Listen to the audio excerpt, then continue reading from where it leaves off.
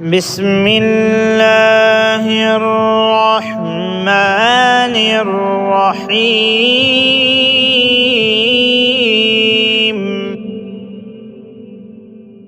ألم تر كيف فعل ربك بأصحاب الفيل؟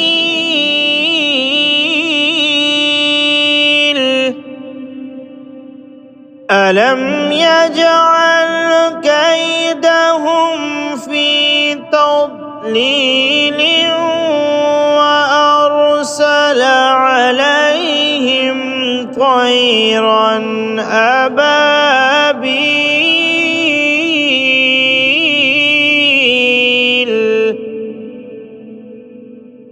ترميهم بحجارة من سجيل